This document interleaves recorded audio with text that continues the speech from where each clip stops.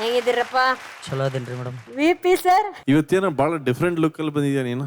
ಸ್ವಲ್ಪ ಯಾವನೋನು ಆನಲೈ ಅನ್ನೋಂಗ್ ಬಂದಿದ್ಯಾ. ಇಲ್ಲ ಸರ್, ಸ್ವಲ್ಪ ಹಂಗೆ ಐತೆ ಲುಕ್. ವಾವ್, ಇದು ಏನು ಡಾಲರ್ ಈ ಕಡೆ ಇರೋದು? ಇದು ಕಾಸ್ಟ್ಯೂಮ್ ರೂಮ್ ಅಲ್ಲಿ ಇತ್ತು ಮೇಡಮ್. ದೀಪಾ ಮೇಡಮ್ ಅವರೇ ತಂದು ಕೊಟ್ಟರು ಇದನ್ನ. ಗುಡ್ ಕಣೆ, ವೆರಿ ಗುಡ್. ಈಗ ಗುರುವೆ, ಸೂಪರ್ ಪ್ರಯತ್ನ, ಬ್ಯೂಟಿಫುಲ್ ಸಾಂಗ್. ಒಂದು ಸಣ್ಣ ವ್ಯತ್ಯಾಸ ನನಗೆ ಅನಿಸೋದು ಏನಂದ್ರೆ, ಈ ಶಾಸ್ತ್ರೀಯ ಸಂಗೀತ, ಭಾವಗೀತೆ ಇದರಲ್ಲೆಲ್ಲ ಮನೋಧರ್ಮಕ್ಕೆ ಸ್ವಲ್ಪ ಜಾಸ್ತಿ ಜಾಗ ಇರುತ್ತೆ. ನೀನು ಚರಣ ಏನ್ ಮಾಡಿದೆ, ಸಡನ್ ಮಧ್ಯದಲ್ಲಿ ಸ್ವಲ್ಪ ಮನೋಧರ್ಮದ ತರ ಹೊಟ್ಟೋಯ್ತು, ಎಲ್ಲೆಲ್ಲೋ ಹೊಟ್ಟೋಯ್ತು ಆ ಸಾಂಗು. ಇದು ಬಹಳ ಅಳತೆ ಮಾಡಿರ್ತಾರೆ ಕಣೋ ಈ ಸಾಂಗ್ಗಳು. ದಯವಿಟ್ಟು ಚರಣ ನನಗೋಸ್ಕರ ಇನ್ನೊಂದ್ಸತಿ ಹಾಡು, ಅದ್ರಲ್ಲಿ ಮನೋಧರ್ಮ ಹಾಕ್ಬೇಡ. ಓಕೆ, ವಾಯ್ಸು ಸ್ವಲ್ಪ ರೇಂಜ್ ನೀ ಜಾಸ್ತಿ ಮಾಡ್ಕೋಬೇಕಣ. ಹುಷಾರ್ ಕಣಪ್ಪ, all the best. Thank you. Arjun sir, ಸರ್ವಜ್ಞವ್ರೆ, ಇದ್ರ ಜೊತೆಲಿ ನಿಮ್ಗೆ ನಿಮ್ಮ ಟೋನ್ ಇದೆಯಲ್ಲ ಸ್ವಲ್ಪ ನೇಸಲ್ ಮಾಡ್ತೀರಾ. ಏನಾಗುತ್ತೆ, ಹೋಗ್ತಾ ಹೋಗ್ತಾ ಅಭ್ಯಾಸ ಆಗ್ಬಿಟ್ರೆ ಬಹಳ ಕಷ್ಟ ಈ ಟೋನು ಫಿಲ್ಮಿಯಾಗಿ ಕನ್ವರ್ಟ್ ಆಗಕ್ಕೆ. ಬರೀ ಒಂದು ಫೋಕು ಆ ಥರ ಜಾನರಲ್ಲಿ ಇದ್ಬಿಡ್ತೀರಾ. ಸ್ವಲ್ಪ ಅದ್ರ ಕಡೆ ಗಮನ ಹರಿಸಿ. ಎಲ್ಲ ರೀತಿ ಹಾಡಂಗೆ ಆಗ್ಬೇಕಲ್ವಾ, ಸೊ ಒಂದೇ ಆಗ್ಬಾರ್ದು. ಇದು ಬಹಳ ಅದ್ಭುತವಾಗಿ ಸೋನು ನಿಗಮ್ ಅವರು, ಹರಿ ಸರ್ ಮ್ಯೂಸಿಕ್ ಮಾಡಿರೋದು ಬಹಳ ಅದ್ಭುತವಾದ ಸಾಂಗ್ ಇದು. ಸೊ ಅದು ನೀವು ಹಾಡು ಕಲಿಬೇಕಾದ್ರೆ ನಮಗೆ ಎಷ್ಟೋ ಸಂಗತಿಗಳೆಲ್ಲ ಇದೆ, ಅವೆಲ್ಲ ಫಿಲ್ಮಿ ಆಗಿ ಡಿಸೈನ್ ಮಾಡಿದ್ರು. ಅದನ್ನೆಲ್ಲ ನೀವು ಅದೇ ರೀತಿನೇ ಪ್ರಾಕ್ಟೀಸ್ ಮಾಡಿ. ಬಿಗಿನಿಂಗಲ್ಲಿ ಏನು ತಪ್ಪಿಲ್ಲ, ಆಮೇಲೆ ಆ ಸಂಗತಿ ಬಂದಾದ್ಮೇಲೆ ಇಂಪ್ರೂವೈಸ್ ಮಾಡೋದು ಬೇರೆ. ಬಟ್ ಇರೋದನ್ನೇ ಫಸ್ಟ್ ಅದನ್ನು ಕರೆಕ್ಟಾಗಿ ಹಾಡೋ ಥರದ್ದು ಅಭ್ಯಾಸ ಮಾಡಬೇಕು. ಮಾಡಿ, ದಯವಿಟ್ಟು ಮಾಡಿ. ತುಂಬ ಅದ್ಭುತವಾದ ಕಲಾವಿದರು ನೀವು. Thank you sir.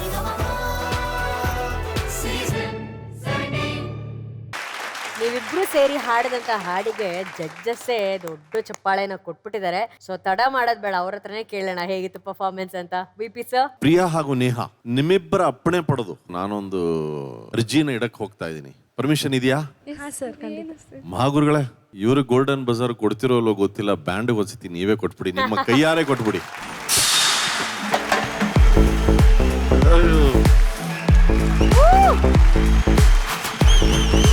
Standing ovation for all are musical partners. ಇದೆಲ್ಲ ತಮಾಷೆನೇ ಅಲ್ಲ, ಆರ್ಮಿ ತರ ಹೋಗ್ತಾ ಇದಾರೆ, ಮಿಲಿಟರಿ ಚಿಕ್ ಚಾಕ್ ಅಂತ ಹೋಗ್ತಾ ಇದಾರೆ. ಅಂದ್ರೆ ನಿಮ್ಮನ್ನ ಕಾಪಾಡ್ತೀವಿ ಅಂತ. ನೀವು ಪ್ರಜೆಗಳು, ಅವ್ರ ಆರ್ಮಿ. ನಾನು ಬಹಳ ಚಿಕ್ಕವನು ಈ ಬ್ಯಾಂಡ್ ಬಗ್ಗೆ ಮಾತಾಡ್ಲಿಕ್ಕೆ. ಎಂತೆಂತ ಸೀನಿಯರ್ಸ್, ಮೋಸ್ಟ್ ಮ್ಯೂಸಿಷಿಯನ್ಸ್ ಇದ್ದಾರೆ. ಬಟ್ ಕೃತಜ್ಞತಾ ಪೂರ್ವಕವಾಗಿ ಒಂದು ಬಹಳ ಪ್ರೀತಿಯಿಂದ ಥ್ಯಾಂಕ್ ಯು ಅಂತ ಹೇಳಬಲ್ಲೆ. ಬಹಳ ಅದ್ಭುತ. ನೀವಿಬ್ರು ಎಷ್ಟು ಚೆನ್ನಾಗಿ ಹಾಡಿದ್ರಿ ಗೊತ್ತಾ. What an amazing performance, captivating performance. ಒಂದು ಹಾಡ್ತಾರೆ, ನಾವು ಕೇಳಿ ಏನೋ ಮಾತಾಡ್ತೀವಿ, ಆದ್ರೆ ಇನ್ನೊಂದು ಕೂತ್ಕೊಳ್ಳಿ ಕೇಳಿ ನಮ್ಮ ಹಾಡು ಅಂತ ಒಂದೊಂದಿರತ್ತಲ್ಲ, ಒಂದು ಕಮಾಂಡಿಂಗ್ ಪವರ್ ಅದಿತ್ತು ಈ ಹಾಡಲ್ಲಿ. ಈ ಹಾಡೇ ಹಿಂಗೆ extraordinary.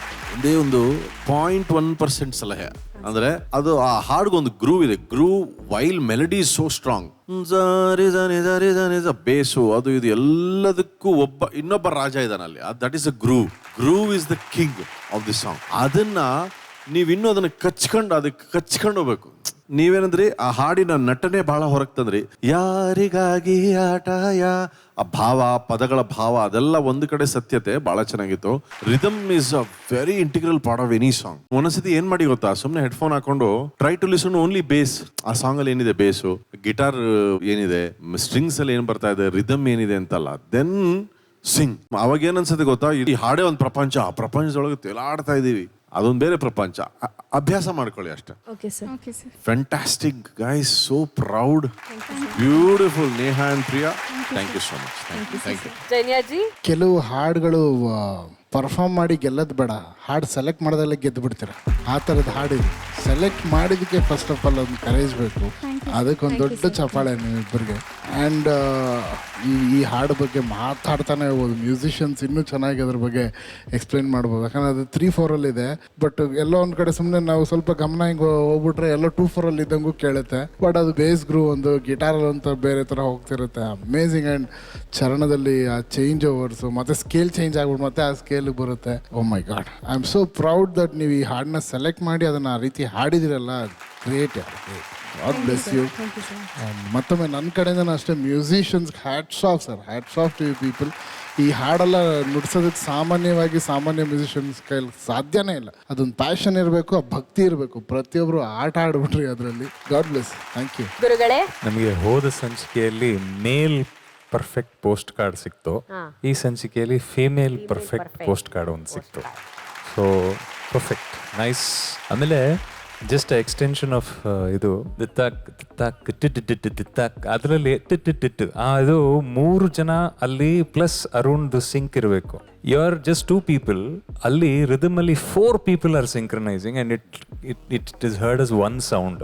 So that is amazing. And ಅದ್ರ ಮೇಲೆ ಫ್ರಂಟ್ ಮ್ಯೂಸಿಷಿಯನ್ಸ್ ಅವರ ಲೇಯರಿಂಗ್ ಆಗುತ್ತೆ ಅಲ್ಲಿ ಪರ್ಫೆಕ್ಟ್ ಸಿಂಕು ಟಿಟ್ಟು ಅದರಲ್ಲಿ 4 ಜನ ಸಿಂಕ್ ಮಾಡಿದಾಗ ಇಟ್ಸ್ ಹರ್ಡ್ ಅಸ್ 1 ಸೌಂಡ್. ಆಮೇಲೆ ಈ ಹಾಡು ಕಾಂಪೋಸಿಷನ್ ಹೇಗಿದೆ ಅಂದರೆ it is like a floating bed, ಒಂದು ಮೊಬೈಲ್ ಬೆಡ್ ಥರ. ಕೆಳಗಡೆ ಫರ್ಮ್ ಆಗಿದೆ, ಮೇಲ್ಗಡೆ ತೇಲಾಡ್ಕೊಂಡು ಹೋಗ್ಬೋದು ಆ ಥರ. ಇಟ್ಸ್ ಲೈಕ್ ದ್ಯಾಟ್, ಆ ಥರದ ಕಾಂಪೋಸಿಷನ್ ಅಲ್ವಾ.